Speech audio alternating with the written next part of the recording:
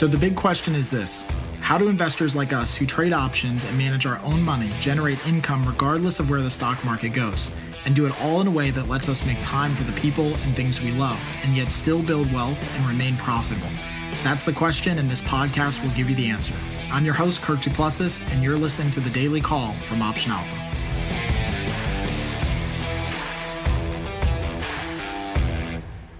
Hey everyone, this is Kirk here again from Option Alpha, and welcome back to the Daily Call. Today we're finishing up our little mini-series here with options trading golden rule number 11, which is non-emotional expected outcomes. So hopefully you guys have enjoyed this little mini-series. If you are new to Option Alpha and you want to go back and re-listen to it again, I highly encourage you to do so. If you thought it was helpful, please let me know. Share it with somebody out there online, share with a friend, a family member, a coworker, somebody that you trade with, a trading buddy. Help spread the word about what we're trying to do here at Option Alpha. So today's rule is the most important one. And I think the most important one because it ties in everything that we've talked about, from position sizing to being a net seller of options to understanding probabilities, not using stop losses. All of these things that we have talked about in the previous 10 rules now kind of come to this peak, to this apex here with golden rule number 11. And what non-emotional expected outcomes means is that we should be trading a strategy that we know has a positive expected outcome. So a lot of times I see people that start trading options and they start buying options because they frankly just don't know any better, right? But they start buying options, and buying options generally has a negative expected outcome, which means that you can do it for a little while, but at some point it's going to lose all the money in your account. You're going to lose everything that you have potentially in that account trading the same strategy over and over again. So let's play a little game just to kind of highlight this point and just to use a little bit of an analogy. So let's say that I make $5,000 a month at my job and my expenses are $5,500.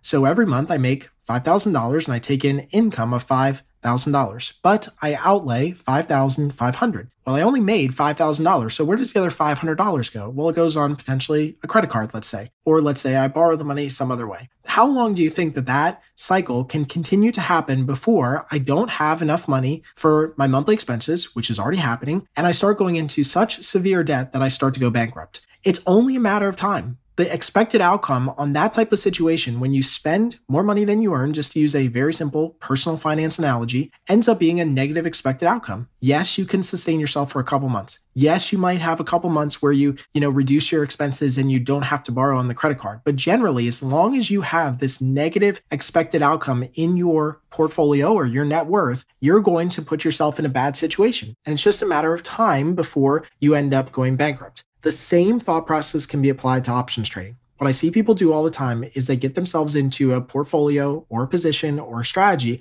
that has a negative expected outcome. And all they're trying to do is hit a quick home run or make a quick buck. And this type of short-sighted thinking leads to a long-term life of misery and failure trading options because they don't have portfolios and strategies that have a positive expected outcome. Now, let's say that you do have a positive expected outcome strategy. Maybe you're choosing a iron condor, iron butterfly, short strangle, credit spread, option selling type strategy. This also means that you may not see profits right away. It may mean that you see potentially a couple months of down months or a couple flat months, and you're trading everything correctly and you're doing everything the right way and you're using the right strategies and the right position size, but you're just not seeing success.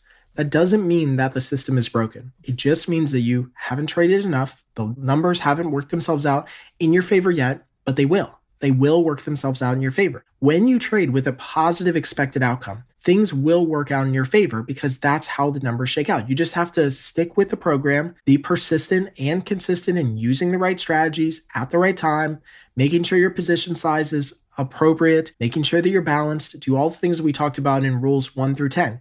And if you do that, you will find success. And it may take a little bit more time than you expected. It may not happen initially. Some people it might, but other people it might not. And it may take a year or 2 years for you to find success in this business. Now, what we've seen, and I highly encourage you to go back through to the weekly podcast, show number 138, because I think that show in particular is not only one of the favorite shows that I've recorded, but also one that I think is very popular because we talk about this probability or expected probability paradox. And this idea that everyone thinks options trading is a zero-sum game, but it's not. There's a lot of things that actually tilt the zero-sum game in favor of the option seller. And so I think it's a great way to continue on this journey if you want to stop these golden rules and go to the next level and like, what's the next thing? I think show number 138 on the weekly podcast is definitely one you should listen to. If you haven't already, listen to it again. But again, the whole idea here is that when we are trading, we have to be as non-emotional as possible. This means that when we take a loss, it should not really affect us and it should not stop us from trading. Last year in 2018, during like the middle summer part of 2018, we went through about a 6% drawdown in our account. And a lot of people were like, oh, we should stop trading. These strategies now are broken. Aha, gotcha, Kirk. This is a scam. I knew it. Here it is. And we just kept trading. We just kept trading through that whole situation. We kept doing the things that we know will work out in the long term. And we ended up the year positive. We ended up trading through the market decline at the end of the last quarter in 2018 by actually making money when the market was actually crashing and everyone else was losing money. We actually made money during that time period. And we're going to be putting out a podcast that not only talks about that whole experience, but also shows you all of our accounts and portfolios, et cetera, so you guys can see what we were actually doing. But the whole idea, and I said this back in 2018, in the middle of 2018, when we were going through this drawdown, is I said, look, this is just fluctuation that's expected. We expect that we're not going to have a straight line portfolio. And so we got to stick with the program. We got to keep trading the same ticker symbols that we've been losing on lately because it's just a bad sequence of returns that we found ourselves in. We found ourselves in a sequence of returns that ended up being negative. And that doesn't mean anything was broken. Doesn't mean that we were doing anything wrong. We just needed to keep trading through that situation, be as non-emotional as possible.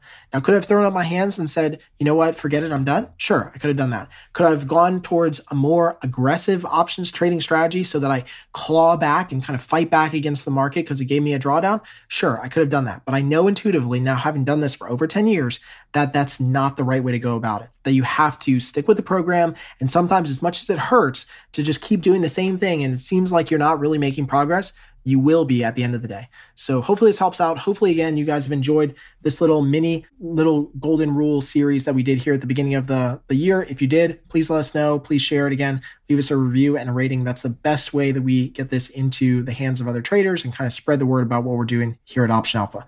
Until next time, happy trading. Thanks for joining us on the Daily Call.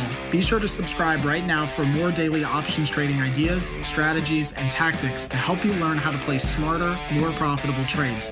And if you like what we're doing, don't forget to give us a rating and a review so we can continue to bring you the best daily content possible. We'll see you again tomorrow, right here on the Daily Call from OptionAlpha.com.